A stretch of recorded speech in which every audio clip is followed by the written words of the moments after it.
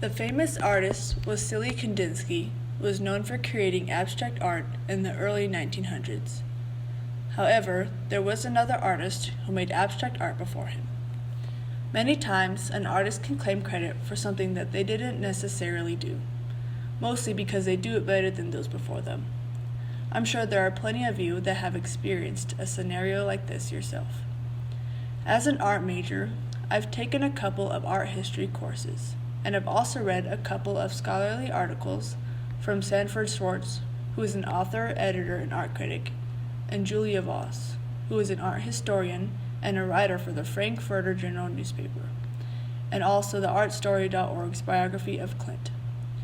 Hilma of Klint, the other artist I mentioned earlier, has changed art history through her unique pieces despite her lack of fame. Her life has influenced her to the point of creating abstract art 4 years prior to Kandinsky. First, I will cover how her life brought her closer to abstraction. Her life was obviously more elaborate than the timeline shown here, but it's a simplified version of her life. Despite her father being an admiral and a mathematician, according to artstory.org, her family supported her art interests as well as Sweden as a whole, where the people were open to artistic careers and even to female artists, whereas other countries were not during this time. After her little sister Hermina died at the age of 18, according to Schwartz, Hilma af Klint at the Guggenheim article in 2019, she sought consolation through spiritual matters, like being a medium, despite her Lutheran upbringing. She was part of a spiritual occult that was founded by women called Theosophy, which translates from Greek to divine wisdom.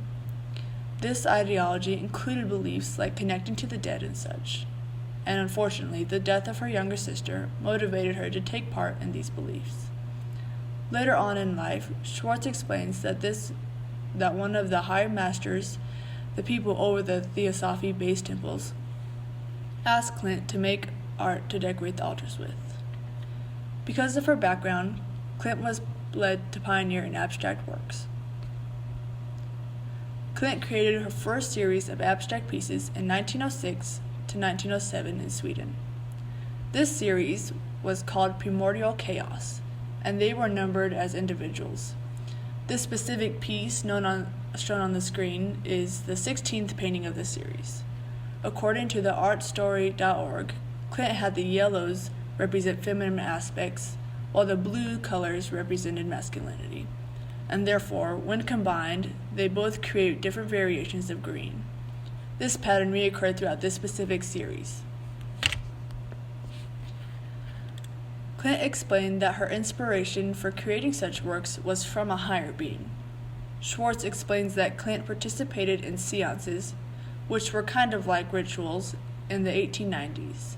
This is when she created her pieces almost unconsciously. Klint wrote that the pictures were painted directly through me, without any preliminary drawings, and with great force, which refers to a higher being. With her background and experiences, she was able to create masterworks before one of the most famous artists in the world did.